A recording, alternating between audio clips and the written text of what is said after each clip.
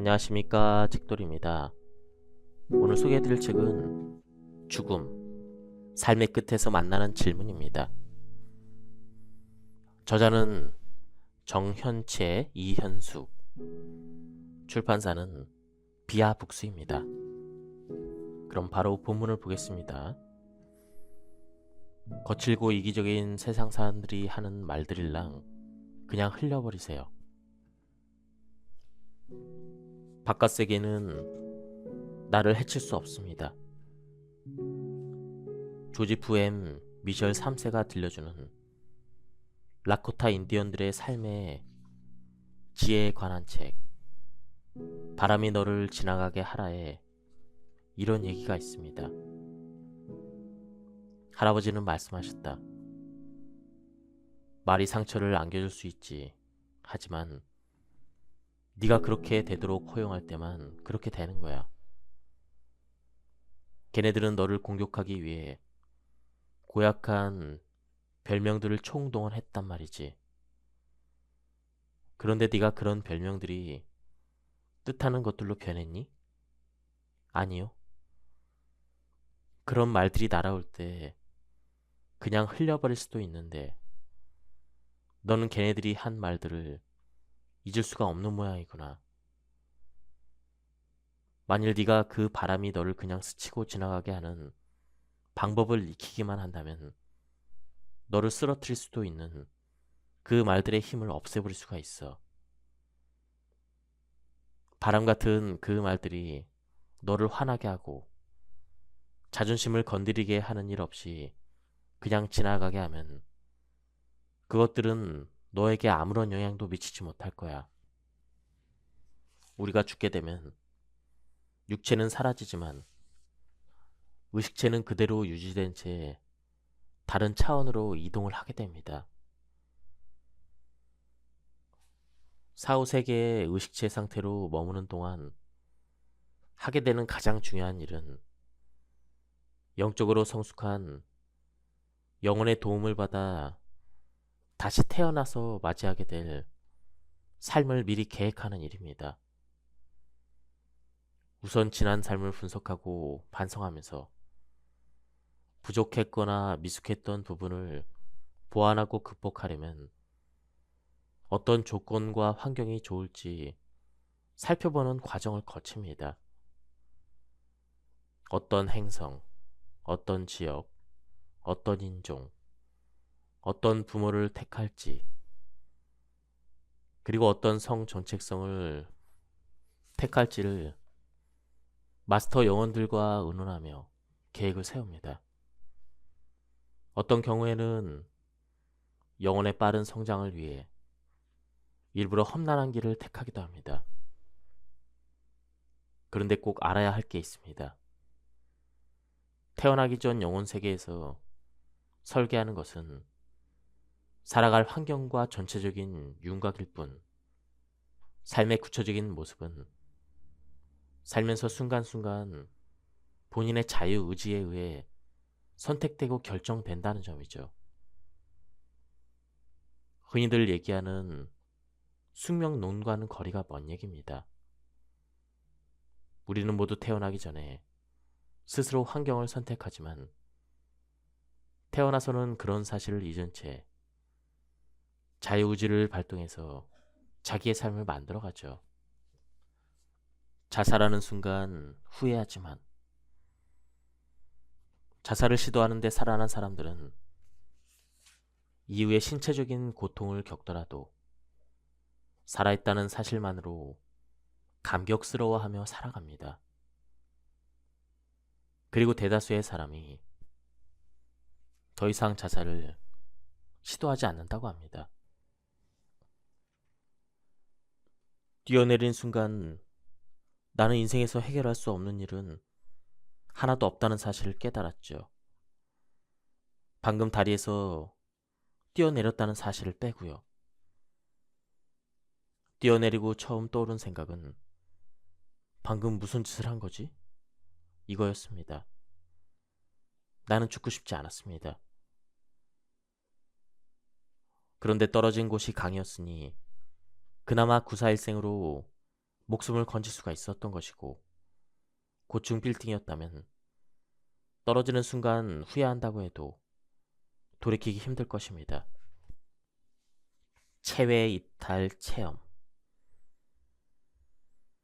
마음건강연구소 대표인 변성식 가정의학 전문의는 청년 시절 건설 작업 도중 추락사고를 당했을 때 체외 이탈을 경험했다고 합니다. 사고 후에 의식을 잃고 쓰러져 있는 자기의 모습과 병원에 옮겨진 자신 옆에서 비통해하는 가족들과 친구들의 모습을 높은 곳에서 내려다 보았다는 것이죠. 또한 육신을 벗어난 의식체 상태로 사람들 사이를 돌아다녔다고 합니다. 그런데 사람들은 자신의 존재를 알아보지 못하고 말소리도 듣지 못했다고 합니다. 또 제 지인 한 분이 자신이 어렸을 적 경험을 얘기해 줬습니다. 이제까지 실체를 몰라 의아했는데 죽음학 강의에서 체외 이탈에 대한 설명을 듣고 비로소 이해하게 되었다고 합니다. 시골에서 자라던 10살 무렵 고열에 시달리며 방에 누워 있는데 어느 순간 육체에서 분리되어 천장에 뜬 채 바닥에 누워 있는 자신을 내려다본 적이 여러 번 있다고 들었습니다. 그 시절에는 농가 천장에 새끼줄로 네모난 메주덩어리를 매달아 놓는 일이 흔했는데 육체를 벗어나 그 높이까지 떠올랐다는 것이죠. 사후세계의 작동원리. 육신을 벗어나 비물질계로 옮겨졌다고 해서 갑자기 깨달음에 이르는 것은 아니라고 합니다. 지상에서 성취한 영적인 발달 정도에 따라 각자의 영혼이 끌리게 되는 여러 수준과 차원들이 있습니다. 다양한 수준의 영혼 공동체가 수없이 존재하고 영혼들은 그 집단 안에서 계속 유대를 갖게 되죠. 도덕적인 특이 중력이라는 용어가 있는데 진동수와 같은 의미입니다. 지상에서 사는 동안 어떻게 살았는지에 따라 저마다 다른 에너지 장이나 기운이 나타나죠. 죽어서 육체를 벗어난 영혼이 처음 도달하는 장소는 이 중력에 의해 결정됩니다. 감당할 수 있는 빛의 양이 제각기 달라서 위장하려는 건 불가능하죠. 만일 자신의 중력을 속이고 더 높은 궤도로 올라간다고 해도 그곳의 빛을 감당하지 못합니다. 그런데 낮은 중력을 지닌 사람들은 일단 낮은 수준으로 몰리더라도 발달한 영혼들의 도움을 받아서 더 높은 수준으로 점차 진화해 간다고 합니다. 뉴욕의 의사이자 영매인 조지 덱스터는 1853년 생전에 수시로 영계를 드나들었던 스웨덴 보리의 영혼으로부터 메시지를 받습니다. 그 내용은 낮은 단계의 영들의 도덕적 수준은 살아있을 때 영적으로 낙후된 사람들의 도덕적 수준과 질적으로 다르지 않다는 것이죠. 유유상중의 법칙이 전 영역에 걸쳐 작용합니다. 지상을 떠난 영이 비물질계에 들어오면 자기에게 가장 친숙한 장소와 사람들에게 끌립니다. 미덕과 선함이 있다고 해도 그보다 더 밝은 곳에서는 행복감을 느끼지 못합니다. 그리고 그들은 지상에서 습득한 마음의 특성들을 충족시킬 만한 가장 적당한 곳을 찾는 일부터 합니다.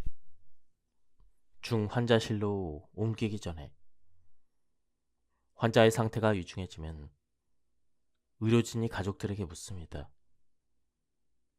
중환자실로 옮기셔야 합니다. 어떻게 하시겠습니까? 순간 가족들은 엄청난 고민에 빠집니다. 환자가 사전 연명의료의향소에 무의미한 연명치료를 받지 않겠다는 의사를 밝혀놓았다고 해도 갈팡질팡하죠. 젊고 건강했는데 갑작스러운 사고나 질병으로 위중할 경우에는 할 수 있는 모든 조치를 다하는 게 당연합니다. 그런데 말기 질환이고 해볼 수 있는 모든 치료를 다했지만 회복할 수 없는 상태일 때는 선택을 잘 해야 합니다. 중환자실로 옮겨서 연명치료를 끝까지 할 것인가? 아니면 중환자실로 옮기지 않겠다고 의향을 밝힐 것인가를요. 이때 꼭 알아둬야 할 게 있습니다. 최선을 다해주세요. 무슨 수를 써서라도 살려주세요라고 의료진에게 말하면 환자는 중환자실로 옮겨져서 연명치료를 끝까지 받게 됩니다. 그리고 일단 들어가면 병세가 나아지지 않는 한 마음대로 나올 수가 없습니다. 대체로 거기서 생을 마감하죠. 이렇게 된 이유가 있습니다. 수십 년 전에 있었던 보람의 사건의 여파입니다. 환자 본인이 사전 연명 의료의향소에 연명치료를 다 받겠다고 표시했거나 가족이 요청해서 인공호흡기를 일단 장착하게 되면 중간에 가족들의 생각이 바뀌어서 제거를 요청해도 의료인들은 제거할 수가 없습니다. 자칫 살인 방조죄로 고소당할 수도 있습니다. 중환자실에 들어갔을 때의 상황을 살펴보겠습니다. 목에 인공호흡기를 연결하기 위해서는 숨을 쉬는 기도에 플라스틱 튜브관을 넣어서 기도에 삽입해야 합니다. 이 시술을 받으면 말을 전혀 할 수 없고 고통이 극심해서 본능적으로 튜브를 잡아 빼려고 합니다. 그래서 의료진은 두 손을 침대에 붓고 진정제를 주사합니다. 계속해서 잠을 자게 하는 것이죠. 게다가 기도 삽관을 한 지 오래되면 기관지로 피가 잘 나돌아서 주변 조직이 썩을 수가 있습니다. 이때는 목에 구멍을 뚫는 기관지 절제술이 행해지기도 합니다. 그리고 깊숙이 위치한 동맥에서 검사용 피를 뽑는 고통스러운 일도 수시로 받고 심장 박동이나 호흡수 측정기의 소음, 가래를 뽑아내는 소리, 옆 환자의 신음소리 등 소음 한가운데 누워있게 되는 것이죠. 또한 전문화된 치료를 위해 가족들의 면회가 하루에 한두 번으로 제한됩니다. 하루 종일 낯선 의료진과 낯선 환자들에 둘러싸여 있죠. 그러다가 상태가 악화돼서 임종에 이르면 사랑하는 가족들과는 작별 인사를 한마디 못한 채 외로운 죽음을 맞이하는 경우가 있습니다. 중환자실 근무 경험이 많은 간호사 한 분은 중환자실에서 죽는다는 것은 마치 시끄러운 길거리 위에서 죽는 것과 같다고 했습니다. 그러니 자신이 이런 상황이 되면 가족이 어떻게 해주기를 원하는지, 젊고 건강할 때 사전 연명 의료 의향서에다가 본인의 의향을 명확히 밝혀놓아야 합니다. 더 중요한 것은 자신의 의향을 평소 가족들이나 지인들에게 수시로 얘기를 해주는 것입니다. 다음은 4장, 근사체험에 대한 부분입니다. 빛의 존재. 이 연구에서 무디 박사가 가장 믿기 힘들고 개인에게 가장 심대한 영향을 미친다는 그 요소는 체험자들이 매우 밝은 빛을 만났다는 사실입니다. 이 빛은 처음 나타날 때는 아득하지만 이내 이 세상 것 같지 않은 매우 밝은 것이라고 합니다. 이 빛은 희거나 투명하다고 느껴지는데 그렇다고 이 빛이 눈을 부시게 해서 주변 사물을 못 보게 하는 건 아닙니다. 체험자들은 이 빛을 명확한 인격을 가진 존재처럼 묘사합니다. 이 존재에게서 뿜어져 나오는 사랑과 온기는 말로 표현할 수 없고 체험자는 그 빛에 온통 둘러싸여서 완전히 평온하고 포용을 받는 느낌을 받는다고 합니다. 마치 자석과 같은 끌림을 느껴서 저항할 수가 없는 것이죠.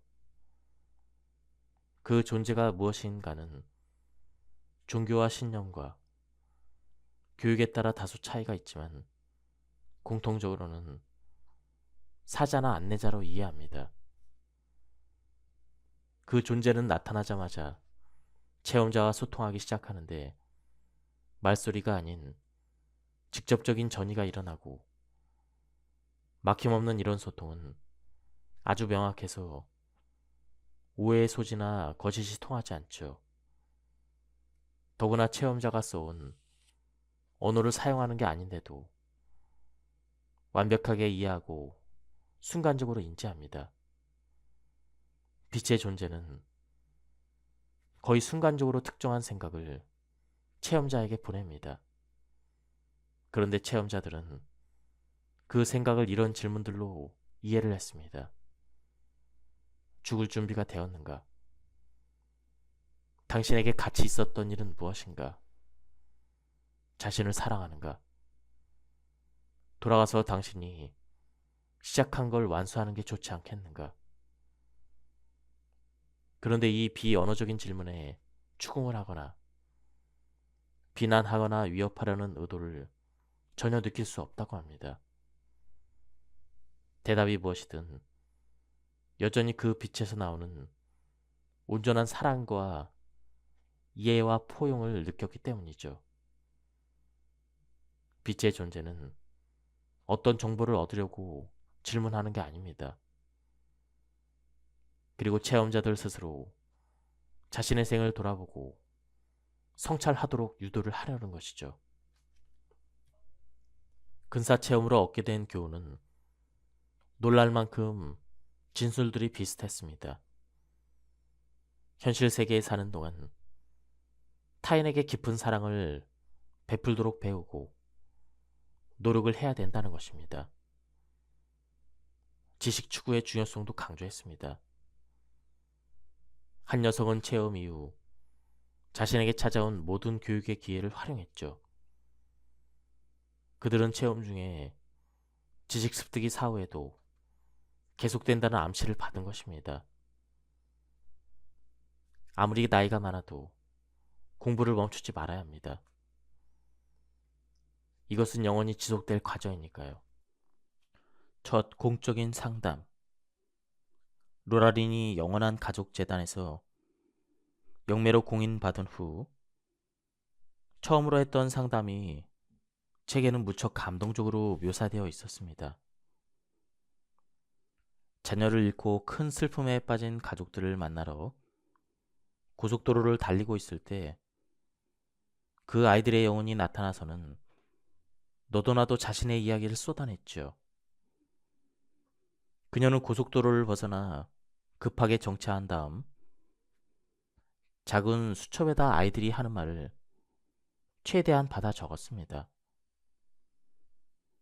실제로 일어나고 있는 일인데도 그녀는 도무지 믿기지 않았습니다. 저 세상으로부터 그렇게 연속적인 메시지가 쏟아진 것은 처음이었습니다.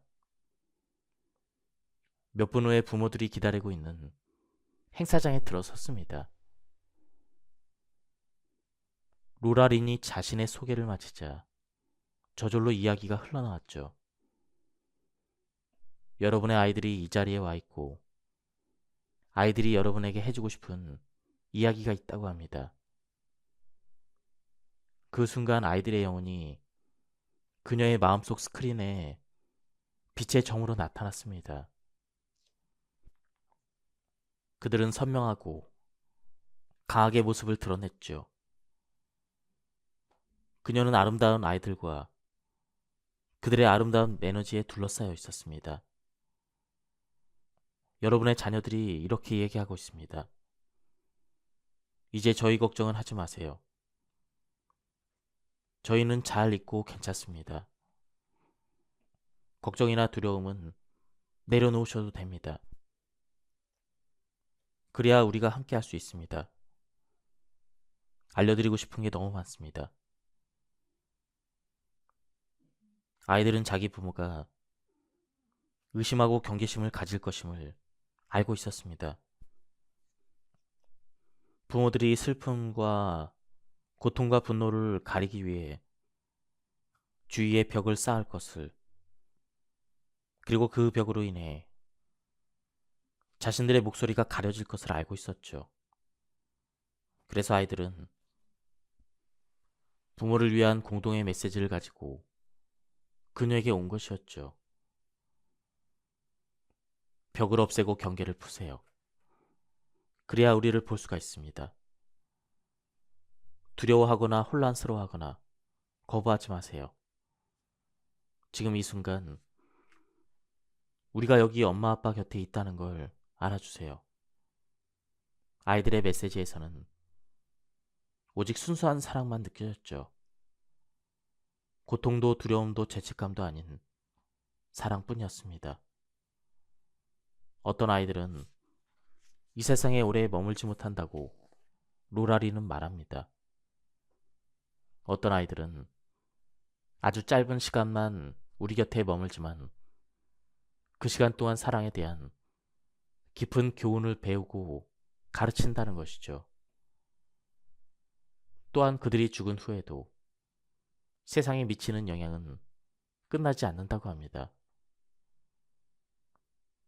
로라리는 자신의 책에서 이렇게 표현합니다.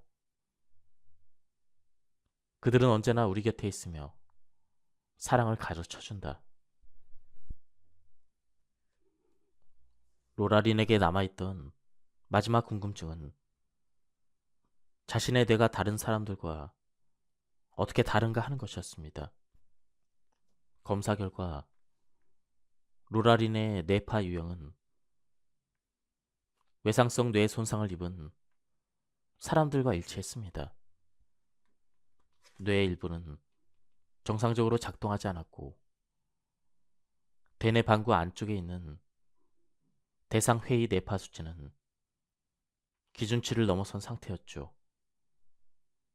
초능력을 사용할 때는 두정엽과 축두엽이 만나는 뇌 오른쪽 뒷부분에서 비정상적으로 활동이 매우 활발하게 나타났죠. 정상적인 뇌에서 발견되는 작고 일정한 파동 대신 깊은 잠이나 혼수 상태에 빠진 사람들에게서 주로 나타나는 크고 불규칙한 파동이 기록되어 있었습니다. 제프 탤런트 박사는 두정엽과 축두엽이 만나는 부위의 기능을 특히 흥미로워했습니다. 뇌의 이 부분이 손상을 입으면 사람들이 더 영적이고 너그러워지며 관대하게 변하는 경향이 있다고 했죠. 자신에 대해서 생각하기보다는 다른 사람에게 집중하게 되고 공감을 더 잘하는 사람이 된다는 것이었죠. 이런 진단이 그녀는 놀랍지 않았는데 자신이 하는 일이 바로 자신에 대한 생각을 멈추고 거기에 쓸 뇌의 역량으로 다른 사람과 연결되며 공감을 극대화하는 것이기 때문이었죠.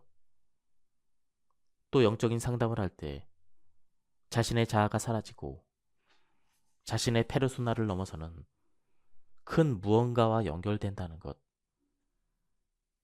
그리고 뇌 어딘가에 이를 가능하게 하는 통로가 있다는 것을 느끼고 있었기 때문에 탤런트 박사의 다음과 같은 말도 이해했습니다.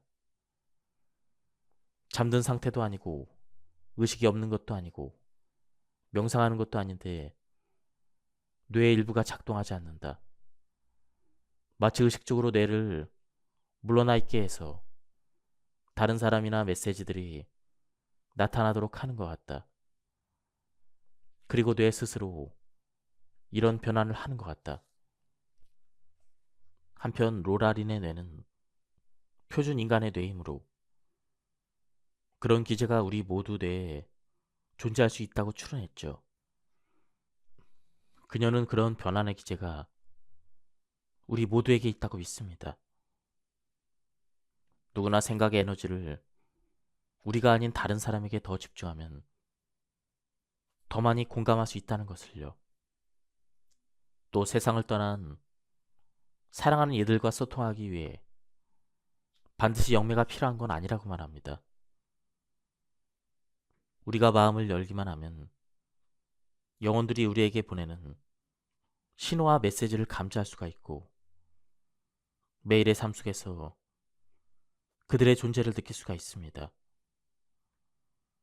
저 세상에 있는 영혼들이 로라린을 어떻게 찾아내는지 그리고 그녀의 몸과 스크린을 어떻게 다루는지 궁금한데 그들은 그냥 알더라고 했습니다.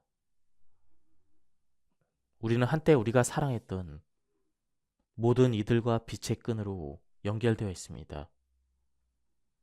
그리고 이 끈은 절대 닳아서 끊어지지 않으며 더 강해질 수도 있다고 말합니다. 우리의 생각과 행동이 저 세상에 있는 영혼들에게 여전히 중요할 뿐 아니라 우리의 사랑과 이해로 그들이 계속 성장하도록 도울 수 있다고 합니다. 또한 죽은 다음에는 지상에서 있을 때는 할 수 없었던 방식으로 많은 것들을 깨닫기도 한다고 합니다. 로라리는 말합니다. 우리에게는 사랑하는 이들을 치유할 수 있는 힘이 있다. 로라리는 영적 상담을 통해 오랫동안 고민했던 수많은 의문의 답을 저 세상으로부터 얻을 수 있다고 했습니다. 우리는 왜 이곳에 존재하는가? 그에 대한 답은 배우기 위해서, 사랑을 주고받기 위해서, 이 세상의 긍정적인 변화를 일으키기 위해서입니다. 우리가 죽으면 어떻게 될까요? 우리의 육신은 사라질지라도 우리의 의식은 계속됩니다. 우리가 세상을 살아가는 진정한 목적은 무엇인가? 사랑 안에서 성장하고 다른 사람들도 그럴 수 있도록 돕는 것이다. 또한 로라로는 사람들이 많이 궁금해하는 질문에 대해서도 답을 합니다. 우리의 미래는 이미 정해져 있는 건지 아니면 우리가 만들어가는 건지요. 저 세상이 로라론에게 보여준 존재의 유형은 자유의지와 숙명론을 모두 아우르는 형태였습니다. 우리는 지상에서 개인의 삶을 구성하는 중요한 사건과 결정적인 순간, 의미 있는 주변 사람들과 이런 같은 운명의 점들을 태어나기 전에 정합니다. 지상에서 우리가 하는 역할은 한 점에서 다른 점을 연결하고 옮겨가는 행동을 스스로 선택하고 결정하는 겁니다. 그렇게 자유의지를 사용해서 저마다 삶의 그림을 완성해 나가는 것이죠. 우리는 저마다 고유한 재능과 세상에 도움이 될 만한 품성을 갖고 태어나기 때문에 진정한 자신의 모습을 알아보는 일이 중요하다고 합니다. 그래야 운명의 점들 사이를 잘 항해할 수 있다는 것이었죠. 또한 옳거나 그른 길은 없고 여러 길을 통해 다양한 교훈을 배우는 것이라고 말합니다. 다만 높거나 낮은 길은 확실히 있어서 높은 길을 택하면 더 쉽게 교훈을 얻을 수 있다는 것이었죠. 저 세상에 있는 사랑하는 사람들은 우리가 최선의 길을 선택하길 바라기 때문에 때로는 우리를 돕기 위해 힘을 발휘하기도 합니다. 그럼에도 종종 우리는 사랑의 길이 아닌 두려움의 길로 들어서는 결정을 하고 궤도에서 벗어나는 길을 잃어버리기도 합니다. 그런데 그런 때조차도 참된 길로 되돌아갈 수 있는 타고난 능력이 있다는 걸 잊지 말라고 루라리는 당부합니다. 자신의 인도령들에 대해서 모르는 사람이 많습니다. 인도령들은 우리가 태어나기 전에 맺은 서약을 지상계에 있는 동안 완수할 수 있도록 돕는다고 합니다. 필요한 경험들을 꼭 경험하고 최대한 많은 것을 배우도록 우리 삶 속의 사건들에 영향을 미치려고 노력한다는 것이죠. 또 인도령들은 팀을 이루어 다양한 방식으로 작전을 펼치기도 하고 때로는 극적인 방법을 통해서 우리를 인도한다고 합니다. 우리가 듣지 않고 듣지 못한다고 해서 포기하지도 않습니다.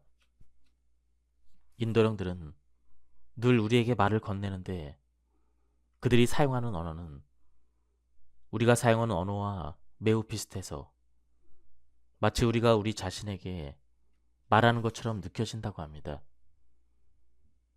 하지만 주의 깊게 귀를 기울여 보면 우리의 목소리보다 반음 정도 올라간 어조로 이야기를 합니다. 또한 우리들의 직감이나 직관을 통해서도 소통을 합니다. 내면의 목소리라고 느껴지는 것이 인도령들의 메시지일 수도 있다는 것이죠.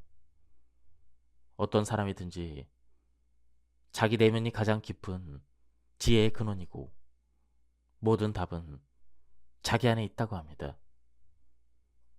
우리 인도령들은 그대들에게 단지 길을 보여줄 뿐이고 어느 길로 갈 것인지 삶을 어떻게 살고 싶은지를 결정하는 것은 그대들이죠.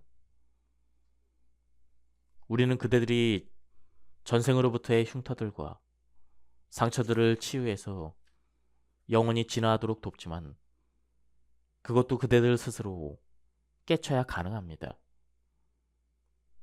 그러니 사람들이 끔찍하고 사악한 짓을 한다면 그것은 그들의 선택인 것이죠. 어두운 영혼들의 치유. 4, 5세계로 들어가는 대부분의 영혼은 죽어서 베일을 통과한 다음 바로 순수한 흰빛을 통과합니다. 그런데 반사회적인 인격 장애자나 끔찍한 일을 저지른 사람의 어두운 영혼은 자신이 지상에서 저지른 일들을 직면하는 것이 두려워서 탁한 흰빛을 지나 4, 5세계의 다른 치유 장소로 가죠.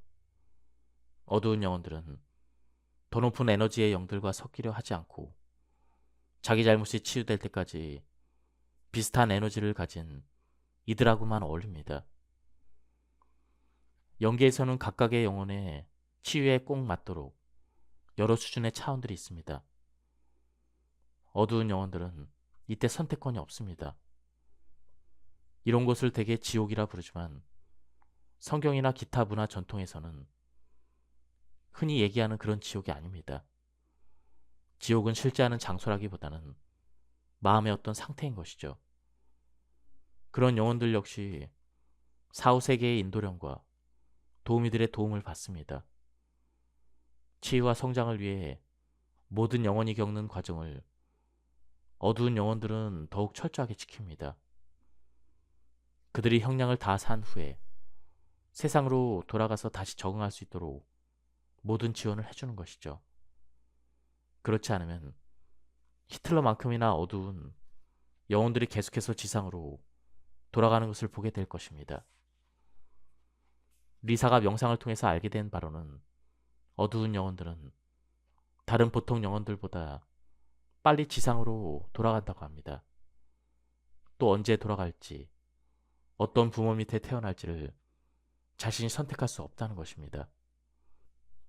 4, 5세계의 관리자들이 그들이 발전적인 방향으로 나아가고 계속 치유받기에 가장 좋은 환경을 할당해 줍니다. 그들이 깨쳐야 할 교훈을 깨치기 위해서 만나야 할 사람들과 관계를 맺는 것을 도와주죠. 예를 들어 다른 사람들을 돕고 키우고 사랑해주는 임무를 띠고 지상계에 보내진 영혼들을 만나게 되는 것이죠. 이 어두운 영혼들은 지상에 돌아와서도 다음 생에 걸쳐 품어온 분노에 계속 시달립니다. 하지만 그들도 이 거대한 환생의 쳇바퀴를 거쳐가면서 카르마의 대차 대조표를 맞추게 되고 결국에는 햇빛으로 나아가죠. 어떤 경우에는 몇 번의 생애만 거친 후 반듯한 영혼이 된다고 합니다. 한 가지 알아둘 게 있습니다. 정신병에 시달리는 사람들을 어두운 영혼들이라 생각하기 쉬운데 그렇지 않습니다.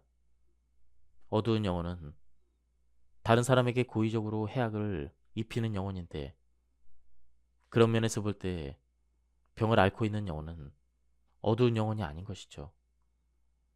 정신병을 앓았던 사람들은 곧바로 순수한 흰빛을 향해 나아가서 치유의 과정을 시작한다고 합니다.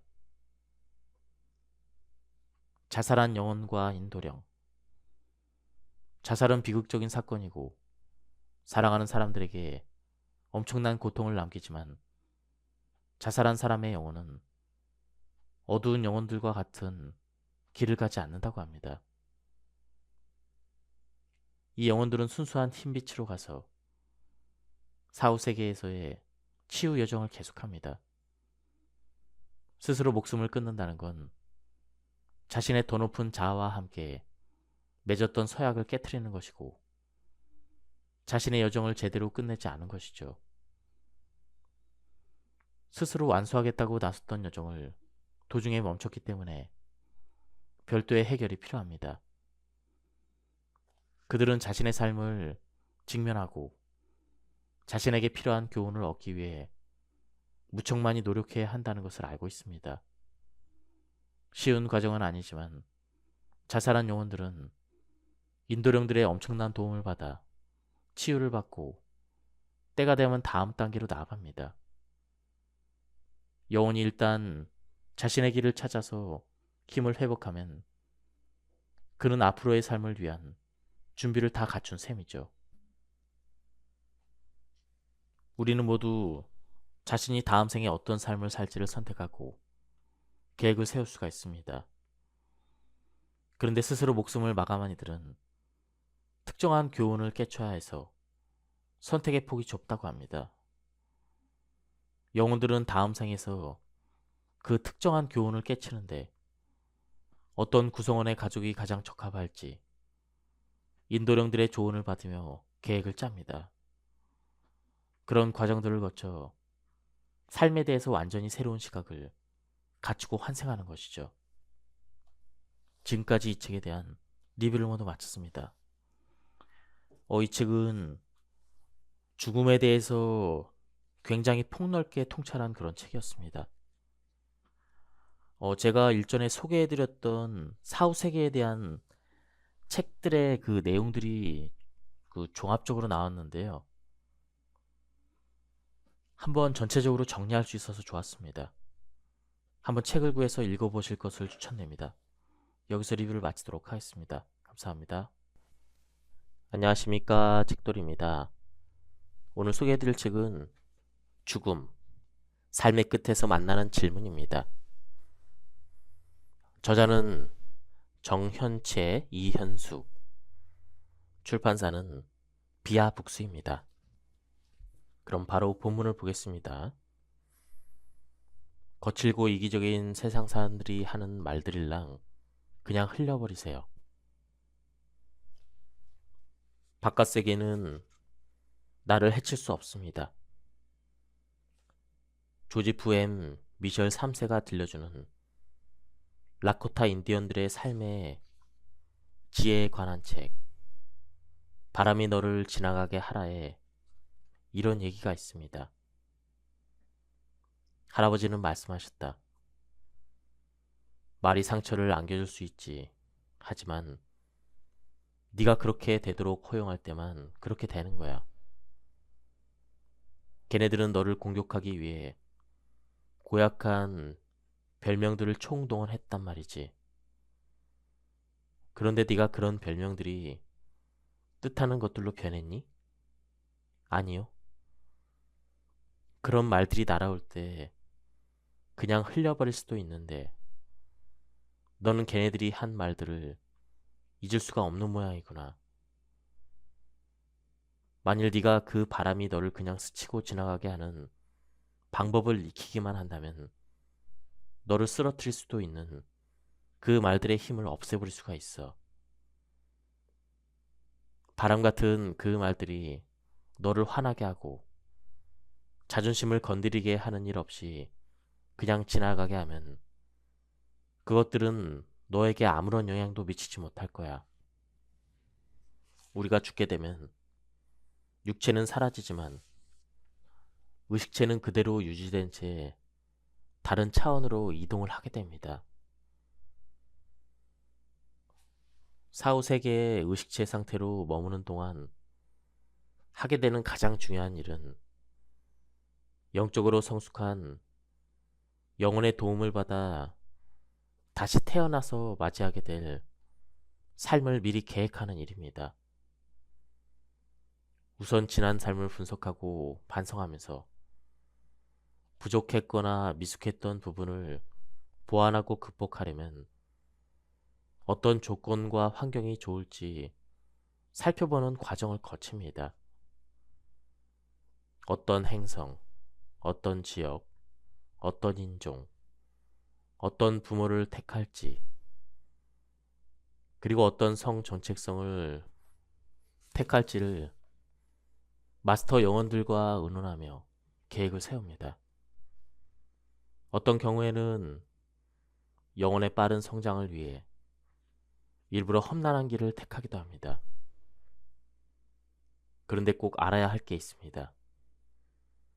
태어나기 전 영혼 세계에서 설계하는 것은 살아갈 환경과 전체적인 윤곽일 뿐, 삶의 구체적인 모습은 살면서 순간순간 본인의 자유의지에 의해 선택되고 결정된다는 점이죠.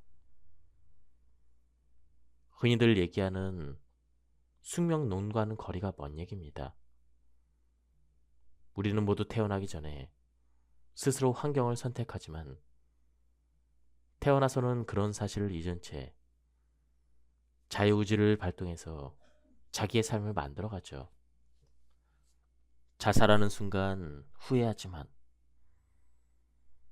자살을 시도하는데 살아난 사람들은 이후에 신체적인 고통을 겪더라도 살아있다는 사실만으로 감격스러워하며 살아갑니다. 그리고 대다수의 사람이 더 이상 자살을 시도하지 않는다고 합니다. 뛰어내린 순간 나는 인생에서 해결할 수 없는 일은 하나도 없다는 사실을 깨달았죠. 방금 다리에서 뛰어내렸다는 사실을 빼고요. 뛰어내리고 처음 떠오른 생각은 방금 무슨 짓을 한 거지? 이거였습니다. 나는 죽고 싶지 않았습니다. 그런데 떨어진 곳이 강이었으니 그나마 구사일생으로 목숨을 건질 수가 있었던 것이고 고층 빌딩이었다면 떨어지는 순간 후회한다고 해도 돌이키기 힘들 것입니다. 체외 이탈 체험. 마음건강연구소 대표인 변성식 가정의학 전문의는 청년 시절 건설 작업 도중 추락사고를 당했을 때 체외 이탈을 경험했다고 합니다. 사고 후에 의식을 잃고 쓰러져 있는 자기의 모습과 병원에 옮겨진 자신 옆에서 비통해하는 가족들과 친구들의 모습을 높은 곳에서 내려다 보았다는 것이죠. 또한 육신을 벗어난 의식체 상태로 사람들 사이를 돌아다녔다고 합니다. 그런데 사람들은 자신의 존재를 알아보지 못하고 말소리도 듣지 못했다고 합니다. 또 제 지인 한 분이 자신이 어렸을 적 경험을 얘기해 줬습니다. 이제까지 실체를 몰라 의아했는데 죽음학 강의에서 체외 이탈에 대한 설명을 듣고 비로소 이해하게 되었다고 합니다. 시골에서 자라던 10살 무렵 고열에 시달리며 방에 누워 있는데 어느 순간 육체에서 분리되어 천장에 뜬 채 바닥에 누워 있는 자신을 내려다본 적이 여러 번 있다고 들었습니다. 그 시절에는 농가 천장에 새끼줄로 네모난 메주덩어리를 매달아 놓는 일이 흔했는데 육체를 벗어나 그 높이까지 떠올랐다는 것이죠. 4, 5세계의 작동원리. 육신을 벗어나 비물질계로 옮겨졌다고 해서 갑자기 깨달음에 이르는 것은 아니라고 합니다. 지상에서 성취한 영적인 발달 정도에 따라 각자의 영혼이 끌리게 되는 여러 수준과 차원들이 있습니다. 다양한 수준의 영혼 공동체가 수없이 존재하고 영혼들은 그 집단 안에서 계속 유대를 갖게 됐죠. 도덕적인 특이 중력이라는 용어가 있는데 진동수와 같은 의미입니다. 지상에서 사는 동안 어떻게 살았는지에 따라 저마다 다른 에너지 장이나 기운이 나타나죠. 죽어서 육체를 벗어난 영혼이 처음 도달하는 장소는 이 중력에 의해 결정됩니다. 감당할 수 있는 빛의 양이 제각기 달라서 위장하려는 건 불가능하죠. 만일 자신의 중력을 속이고 더 높은 궤도로 올라간다고 해도 그곳의 빛을 감당하지 못합니다. 그런데 낮은 중력을 지닌 사람들은 일단 낮은 수준으로 몰리더라도 발달한 영혼들의 도움을 받아서 더 높은 수준으로 점차 진화해 간다고 합니다. 뉴욕의 의사이자 영매인 조지 덱스터는 1853년 생전에 수시로 영계를 드나들었던 스웨덴 보리의 영혼으로부터 메시지를 받습니다. 그 내용은 낮은 단계의 영들의 도덕적 수준은 살아있을 때 영적으로 낙후된 사람들의 도덕적 수준과 질적으로 다르지 않다는 것이죠. 유유상중의 법칙이 전 영역에 걸쳐 작용합니다. 지상을 떠난 영이 비물질계에 들어오면 자기에게 가장 친숙한 장소와 사람들에게 끌립니다. 미덕과 선함이 있다고 해도 그보다 더 밝은 곳에서는 행복감을 느끼지 못합니다. 그리고 그들은 지상에서 습득한 마음의 특성들을 충족시킬 만한 가장 적당한 곳을 찾는 일부터 합니다. 중환자실로 옮기기 전에 환자의 상태가 위중해지면 의료진이 가족들에게 묻습니다. 중환자실로 옮기셔야 합니다. 어떻게 하시겠습니까? 순간 가족들은 엄청난 고민에 빠집니다. 환자가 사전 연명의료의향소에 무의미한 연명치료를 받지 않겠다는 의사를 밝혀놓았다고 해도 갈팡질팡하죠. 젊고 건강했는데 갑작스러운 사고나 질병으로 위중할 경우에는 할 수 있는 모든 조치를 다하는 게 당연합니다. 그런데 말기 질환이고 해볼 수 있는 모든 치료를 다했지만 회복할 수 없는 상태일 때는 선택을 잘 해야 합니다. 중환자실로 옮겨서 연명치료를 끝까지 할 것인가? 아니면 중환자실로 옮기지 않겠다고 의향을 밝힐 것인가를요.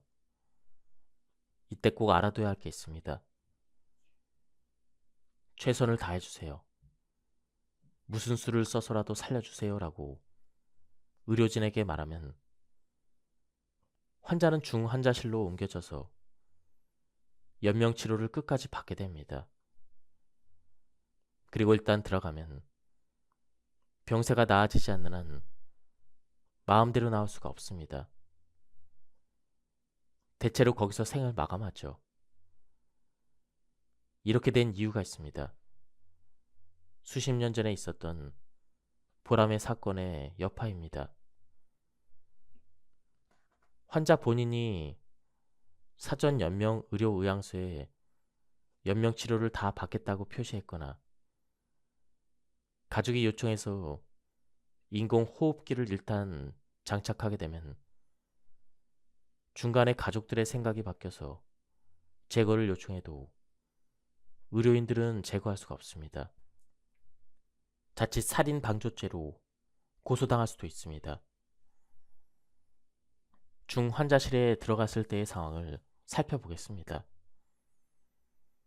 목에 인공호흡기를 연결하기 위해서는 숨을 쉬는 기도에 플라스틱 튜브관을 넣어서 기도에 삽입해야 합니다. 이 시술을 받으면 말을 전혀 할 수 없고 고통이 극심해서 본능적으로 튜브를 잡아 빼려고 합니다. 그래서 의료진은 두 손을 침대에 붓고 진정제를 주사합니다. 계속해서 잠을 자게 하는 것이죠. 게다가 기도 삽관을 한 지 오래되면 기관지로 피가 잘 나돌아서 주변 조직이 썩을 수가 있습니다. 이때는 목에 구멍을 뚫는 기관지 절제술이 행해지기도 합니다. 그리고 깊숙이 위치한 동맥에서 검사양 피를 뽑는 고통스러운 일도 수시로 받고 심장 박동이나 호흡수 측정기의 소음, 가래를 뽑아내는 소리, 옆 환자의 신음소리 등 소음 한가운데 누워있게 되는 것이죠. 또한 전문화된 치료를 위해 가족들의 면회가 하루에 한두 번으로 제한됩니다. 하루 종일 낯선 의료진과 낯선 환자들에 둘러싸여 있죠. 그러다가 상태가 악화돼서 임종에 이르면 사랑하는 가족들과는 작별 인사를 한마디 못한 채 외로운 죽음을 맞이하는 경우가 있습니다. 중환자실 근무 경험이 많은 간호사 한 분은 중환자실에서 죽는다는 것은 마치 시끄러운 길거리 위에서 죽는 것과 같다고 했습니다. 그러니 자신이 이런 상황이 되면 가족이 어떻게 해주기를 원하는지, 젊고 건강할 때 사전 연명 의료 의향서에다가 본인의 의향을 명확히 밝혀놓아야 합니다. 더 중요한 것은 자신의 의향을 평소 가족들이나 지인들에게 수시로 얘기를 해주는 것입니다. 다음은 4장, 근사체험에 대한 부분입니다. 빛의 존재. 이 연구에서 우디 박사가 가장 믿기 힘들고 개인에게 가장 심대한 영향을 미친다는 그 요소는 체험자들이 매우 밝은 빛을 만났다는 사실입니다. 이 빛은 처음 나타날 때는 아득하지만 이내 이 세상 것 같지 않은 매우 밝은 것이라고 합니다. 이 빛은 희거나 투명하다고 느껴지는데 그렇다고 이 빛이 눈을 부시게 해서 주변 사물을 못 보게 하는 건 아닙니다. 체험자들은 이 빛을 명확한 인격을 가진 존재처럼 묘사합니다. 이 존재에게서 뿜어져 나오는 사랑과 온기는 말로 표현할 수 없고 체험자는 그 빛에 온통 둘러싸여서 완전히 평온하고 포용을 받는 느낌을 받는다고 합니다. 마치 자석과 같은 끌림을 느껴서 저항할 수가 없는 것이죠. 그 존재가 무엇인가는 종교와 신념과 교육에 따라 다소 차이가 있지만 공통적으로는 사자나 안내자로 이해합니다. 그 존재는 나타나자마자 체험자와 소통하기 시작하는데 말소리가 아닌 직접적인 전이가 일어나고 막힘없는 이런 소통은 아주 명확해서 오해의 소지나 거짓이 통하지 않죠. 더구나 체험자가 써온 언어를 사용하는 게 아닌데도 완벽하게 이해하고 순간적으로 인지합니다. 빛의 존재는 거의 순간적으로 특정한 생각을 체험자에게 보냅니다. 그런데 체험자들은 그 생각을 이런 질문들로 이해를 했습니다. 죽을 준비가 되었는가? 당신에게 가치 있었던 일은 무엇인가? 자신을 사랑하는가? 돌아가서 당신이 시작한 걸 완수하는 게 좋지 않겠는가? 그런데 이 비언어적인 질문에 추궁을 하거나 비난하거나 위협하려는 의도를 전혀 느낄 수 없다고 합니다. 대답이 무엇이든 여전히 그 빛에서 나오는 온전한 사랑과 이해와 포용을 느꼈기 때문이죠. 빛의 존재는 어떤 정보를 얻으려고 질문하는 게 아닙니다. 그리고 체험자들 스스로 자신의 생을 돌아보고 성찰하도록 유도를 하려는 것이죠. 근사 체험으로 얻게 된 교훈은 놀랄 만큼 진술들이 비슷했습니다. 현실 세계에 사는 동안 타인에게 깊은 사랑을 베풀도록 배우고 노력을 해야 된다는 것입니다. 지식 추구의 중요성도 강조했습니다. 한 여성은 체험 이후 자신에게 찾아온 모든 교육의 기회를 활용했죠. 그들은 체험 중에 지식 습득이 사후에도 계속된다는 암시를 받은 것입니다. 아무리 나이가 많아도 공부를 멈추지 말아야 합니다.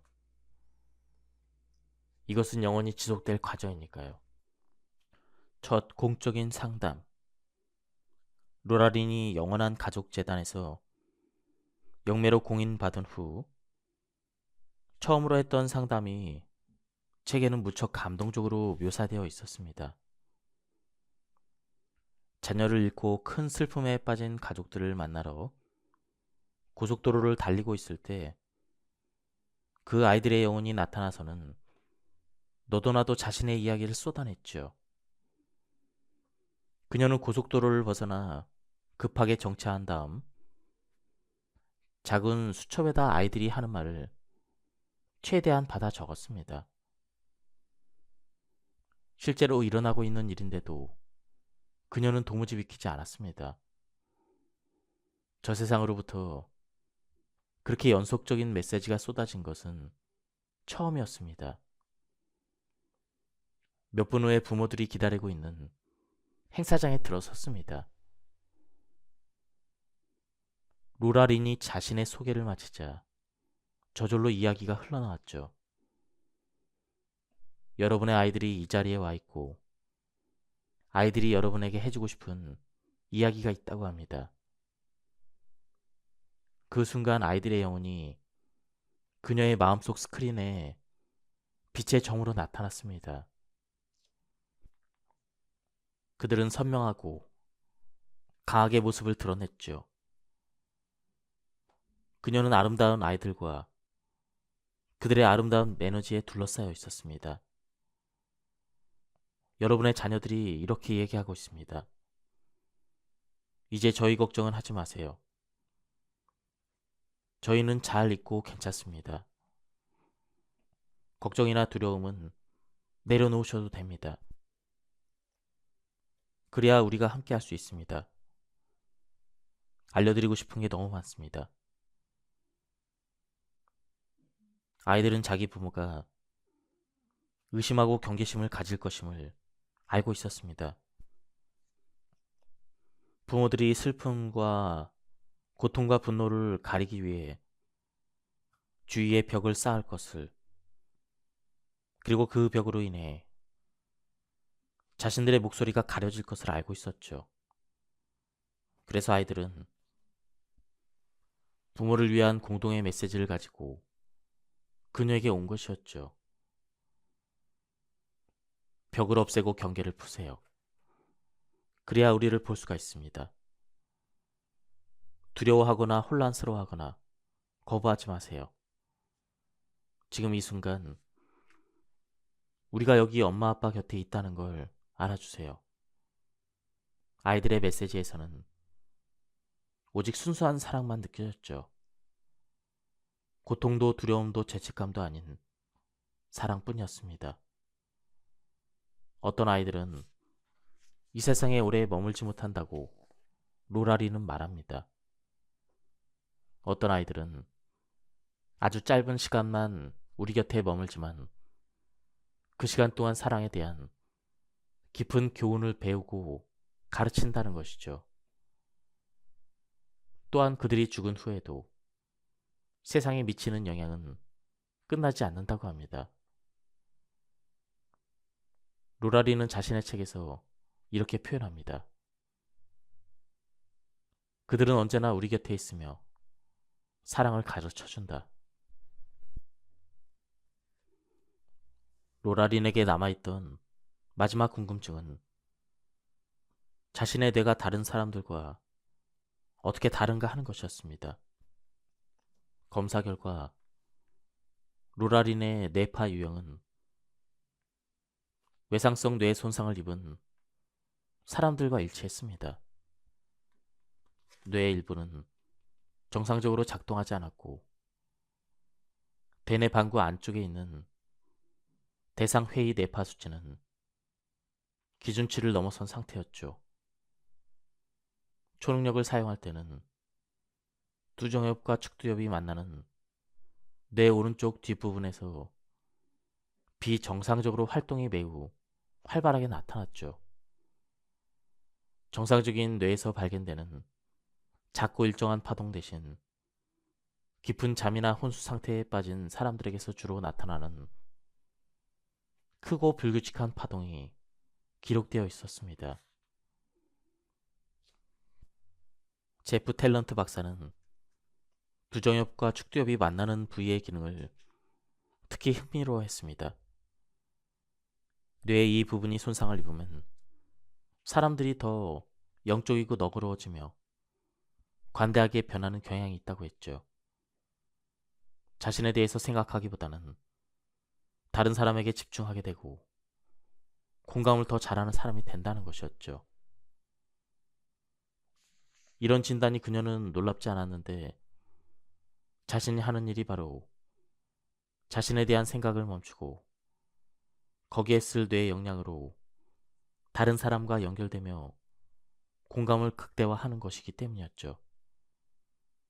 또 영적인 상담을 할 때 자신의 자아가 사라지고 자신의 페르소나를 넘어서는 큰 무언가와 연결된다는 것,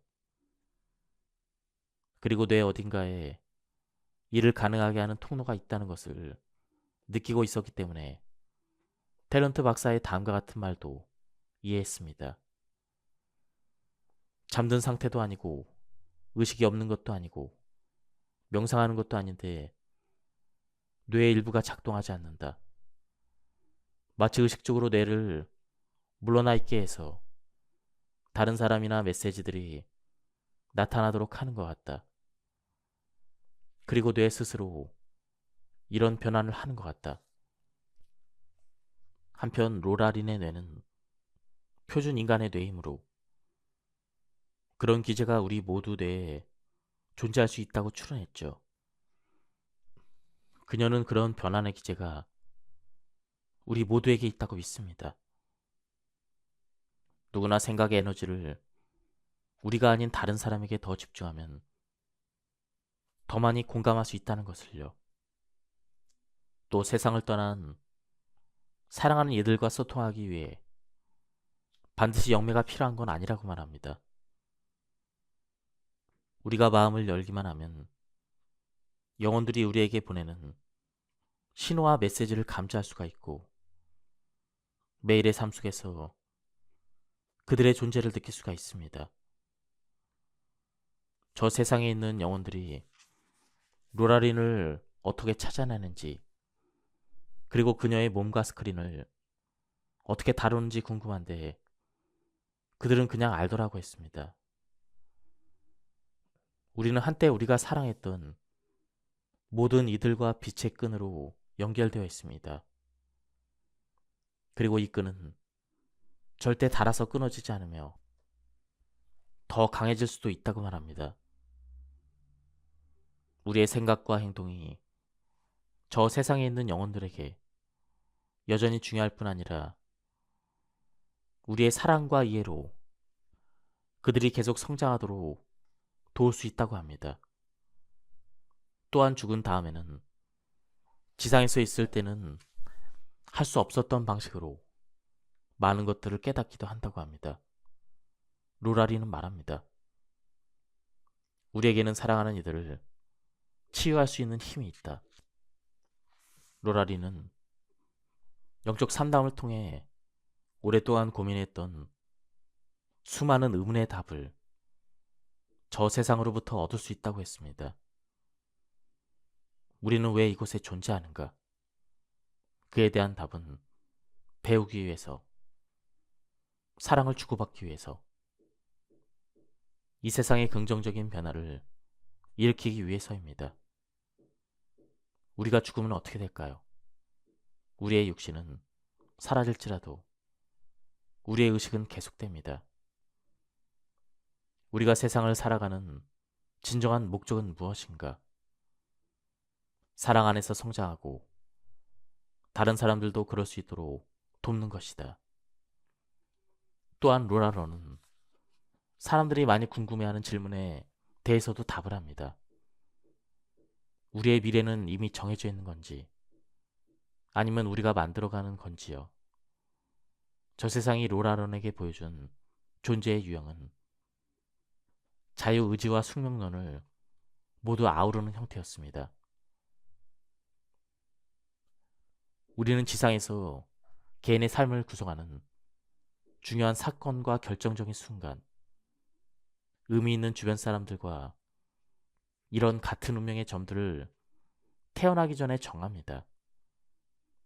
지상에서 우리가 하는 역할은 한 점에서 다른 점을 연결하고 옮겨가는 행동을 스스로 선택하고 결정하는 겁니다. 그렇게 자유의지를 사용해서 저마다 삶의 그림을 완성해 나가는 것이죠. 우리는 저마다 고유한 재능과 세상에 도움이 될 만한 품성을 갖고 태어나기 때문에 진정한 자신의 모습을 알아보는 일이 중요하다고 합니다. 그래야 운명의 점들 사이를 잘 항해할 수 있다는 것이었죠. 또한 옳거나 그른 길은 없고 여러 길을 통해 다양한 교훈을 배우는 것이라고 말합니다. 다만 높거나 낮은 길은 확실히 있어서 높은 길을 택하면 더 쉽게 교훈을 얻을 수 있다는 것이었죠. 저 세상에 있는 사랑하는 사람들은 우리가 최선의 길을 선택하길 바라기 때문에 때로는 우리를 돕기 위해 힘을 발휘하기도 합니다. 그럼에도 종종 우리는 사랑의 길이 아닌 두려움의 길로 들어서는 결정을 하고 궤도에서 벗어나는 길을 잃어버리기도 합니다. 그런데 그런 때조차도 참된 길로 되돌아갈 수 있는 타고난 능력이 있다는 걸 잊지 말라고 루라리는 당부합니다. 자신의 인도령들에 대해서 모르는 사람이 많습니다. 인도령들은 우리가 태어나기 전에 맺은 서약을 지상계에 있는 동안 완수할 수 있도록 돕는다고 합니다. 필요한 경험들을 꼭 경험하고 최대한 많은 것을 배우도록 우리 삶 속의 사건들에 영향을 미치려고 노력한다는 것이죠. 또 인도령들은 팀을 이루어 다양한 방식으로 작전을 펼치기도 하고 때로는 극적인 방법을 통해서 우리를 인도한다고 합니다. 우리가 듣지 않고 듣지 못한다고 해서 포기하지도 않습니다. 인도령들은 늘 우리에게 말을 건네는데 그들이 사용하는 언어는 우리가 사용하는 언어와 매우 비슷해서 마치 우리가 우리 자신에게 말하는 것처럼 느껴진다고 합니다. 하지만 주의 깊게 귀를 기울여 보면 우리의 목소리보다 반음 정도 올라간 어조로 이야기를 합니다. 또한 우리들의 직감이나 직관을 통해서도 소통을 합니다. 내면의 목소리라고 느껴지는 것이 인도령들의 메시지일 수도 있다는 것이죠. 어떤 사람이든지 자기 내면이 가장 깊은 지혜의 근원이고 모든 답은 자기 안에 있다고 합니다.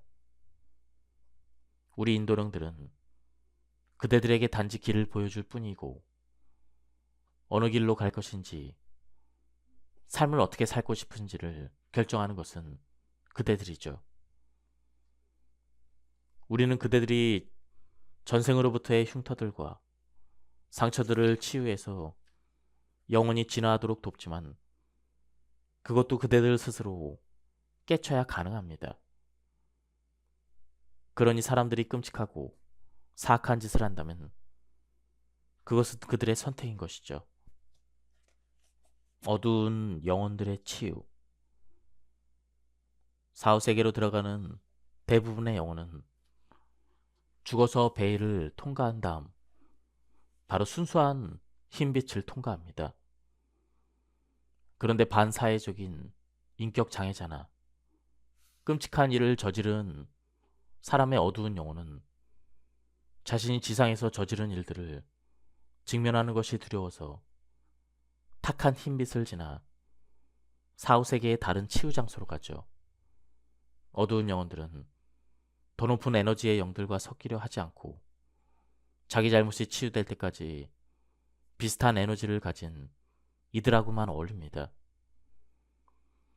영계에서는 각각의 영혼의 치유에 꼭 맞도록 여러 수준의 차원들이 있습니다. 어두운 영혼들은 이때 선택권이 없습니다.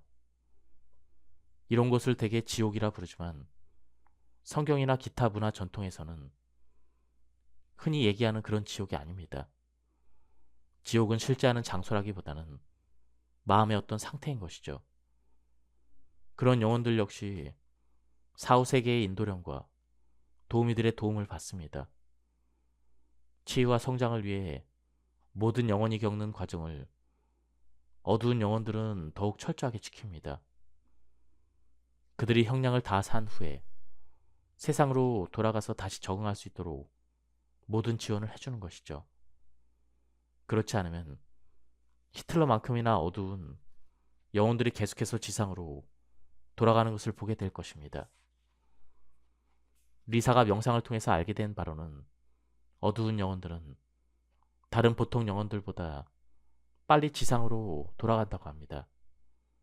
또 언제 돌아갈지, 어떤 부모 밑에 태어날지를 자신이 선택할 수 없다는 것입니다. 사후세계의 관리자들이 그들이 발전적인 방향으로 나아가고 계속 치유받기에 가장 좋은 환경을 할당해 줍니다. 그들이 깨쳐야 할 교훈을 깨치기 위해서 만나야 할 사람들과 관계를 맺는 것을 도와주죠. 예를 들어 다른 사람들을 돕고 키우고 사랑해주는 임무를 띠고 지상계에 보내진 영혼들을 만나게 되는 것이죠. 이 어두운 영혼들은 지상에 돌아와서도 다음 생에 걸쳐 품어온 분노에 계속 시달립니다. 하지만 그들도 이 거대한 환생의 쳇바퀴를 거쳐가면서 카르마의 대차 대조표를 맞추게 되고 결국에는 햇빛으로 나아가죠. 어떤 경우에는 몇 번의 생애만 거친 후 반듯한 영혼이 된다고 합니다. 한 가지 알아둘 게 있습니다. 정신병에 시달리는 사람들을 어두운 영혼들이라 생각하기 쉬운데 그렇지 않습니다. 어두운 영혼은 다른 사람에게 고의적으로 해악을 입히는 영혼인데 그런 면에서 볼 때 병을 앓고 있는 영혼은 어두운 영혼이 아닌 것이죠. 정신병을 앓았던 사람들은 곧바로 순수한 흰빛을 향해 나아가서 치유의 과정을 시작한다고 합니다. 자살한 영혼과 인도령. 자살은 비극적인 사건이고 사랑하는 사람들에게 엄청난 고통을 남기지만 자살한 사람의 영혼은 어두운 영혼들과 같은 길을 가지 않는다고 합니다. 이 영혼들은 순수한 흰빛으로 가서 사후세계에서의 치유 여정을 계속합니다. 스스로 목숨을 끊는다는 건 자신의 더 높은 자아와 함께 맺었던 서약을 깨트리는 것이고 자신의 여정을 제대로 끝내지 않은 것이죠. 스스로 완수하겠다고 나섰던 여정을 도중에 멈췄기 때문에 별도의 해결이 필요합니다. 그들은 자신의 삶을 직면하고 자신에게 필요한 교훈을 얻기 위해 무척 많이 노력해야 한다는 것을 알고 있습니다. 쉬운 과정은 아니지만 자살한 영혼들은 인도령들의 엄청난 도움을 받아 치유를 받고 때가 되면 다음 단계로 나아갑니다. 영혼이 일단 자신의 길을 찾아서 힘을 회복하면 그는 앞으로의 삶을 위한 준비를 다 갖춘 셈이죠. 우리는 모두 자신이 다음 생에 어떤 삶을 살지를 선택하고 계획을 세울 수가 있습니다. 그런데 스스로 목숨을 마감한 이들은 특정한 교훈을 깨쳐야 해서 선택의 폭이 좁다고 합니다. 영혼들은 다음 생에서 그 특정한 교훈을 깨치는데 어떤 구성원의 가족이 가장 적합할지 인도령들의 조언을 받으며 계획을 짭니다. 그런 과정들을 거쳐 삶에 대해서 완전히 새로운 시각을 갖추고 환생하는 것이죠. 지금까지 이 책에 대한 리뷰를 모두 마쳤습니다. 이 책은 죽음에 대해서 굉장히 폭넓게 통찰한 그런 책이었습니다. 제가 일전에 소개해드렸던 사후세계에 대한 책들의 그 내용들이 종합적으로 나왔는데요. 한번 전체적으로 정리할 수 있어서 좋았습니다. 한번 책을 구해서 읽어보실 것을 추천드립니다. 여기서 리뷰를 마치도록 하겠습니다.